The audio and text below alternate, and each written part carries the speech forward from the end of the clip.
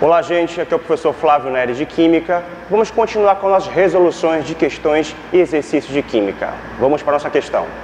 Quando começaram a ser produzidos em larga escala, em meados do século XX, objetos de plástico eram considerados substitutos de qualidade inferior para objetos feitos de outros materiais. Com o tempo, essa concepção mudou bastante.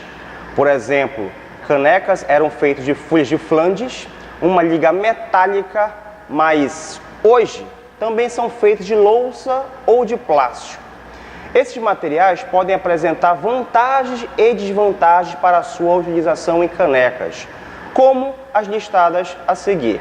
Primeira vantagem e desvantagem: ter uma boa resistência a impactos, mas não podem ser levados diretamente ao fogo.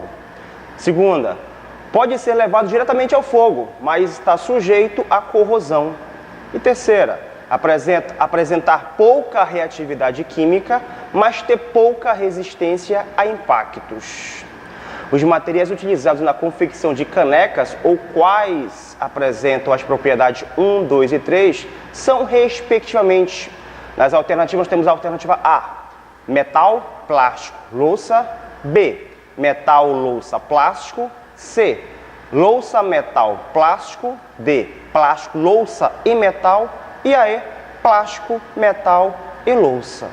Então, nessa questão, ele informa pelas propriedades apresentadas na questão. Observa que os materiais vão ter essas propriedades associadas com o tipo de material que você tem, né? Nós sabemos que, no caso, os plásticos, eles são bem resistentes a impactos, mas já não são resistentes ao calor.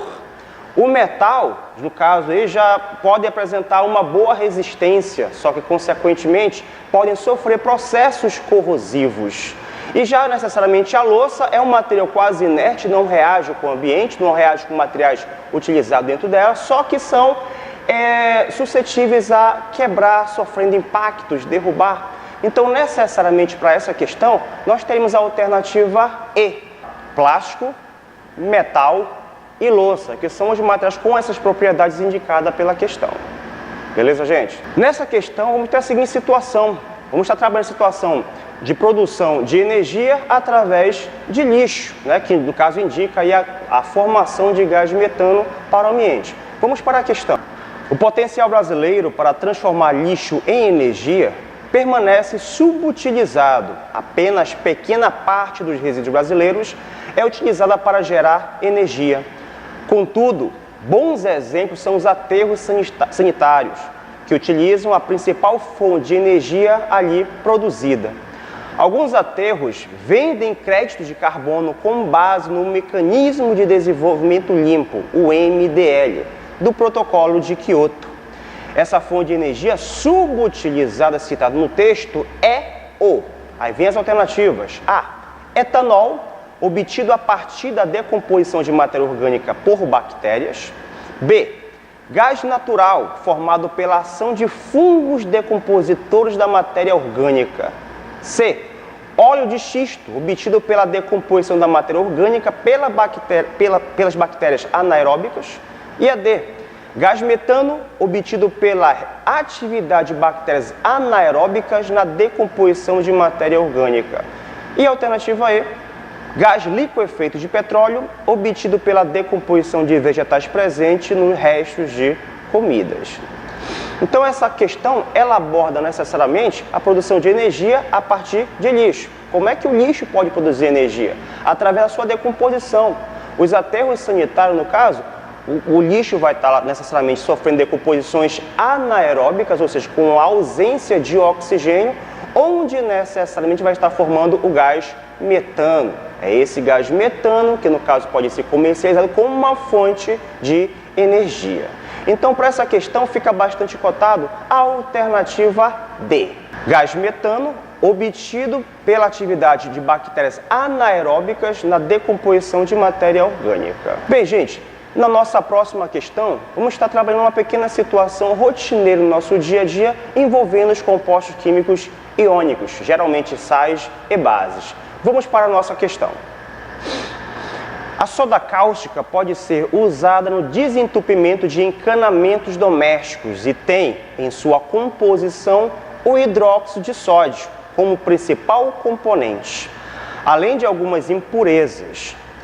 A soda normalmente é comercializada na forma sólida, mas que apresenta aspecto derretido quando exposta ao ar por certo período.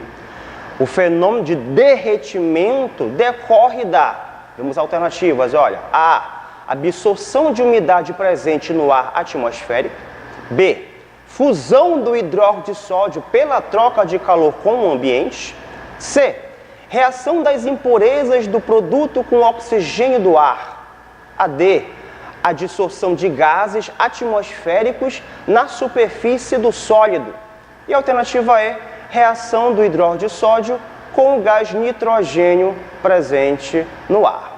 Beleza. Então, nessa questão, observa que a soda cáustica, que é o hidróxido de sódio, ele é um composto químico iônico, assim como o sal de cozinha. E geralmente, não todos, mas os compostos iônicos apresentam uma propriedade chamada de higroscopia, que simplesmente é a absorção de umidade do ar atmosférico. Então, esses sólidos iônicos em contato com o ar, por um longo período de tempo, ele acaba absorvendo a umidade do ar e tendo aquele aspecto úmido, como se aquele material estivesse totalmente derretido, mas simplesmente é contato com a água. Então, para essa questão, cabe a alternativa A, a absorção da umidade presente no ar atmosférico.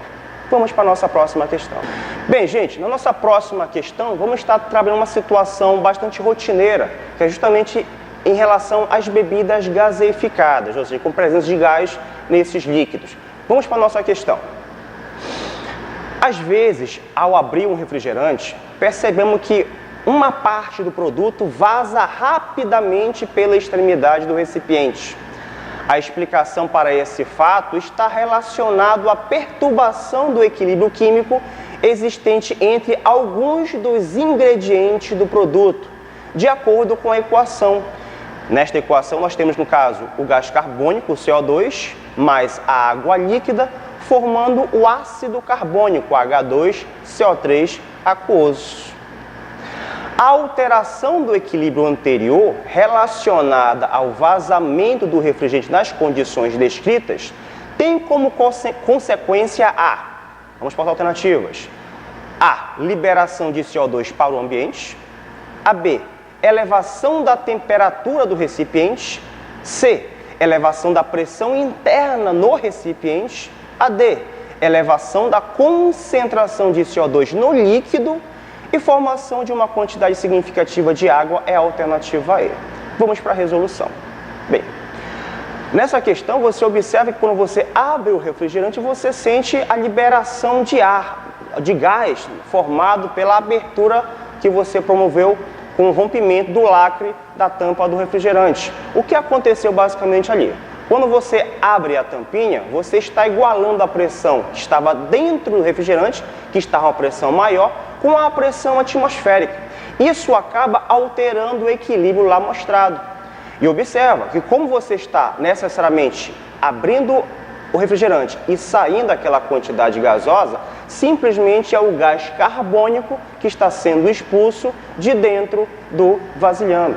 Então, o que significa? Você vai ter simplesmente a alternativa A, onde você vai ter liberação de CO2 para o ambiente.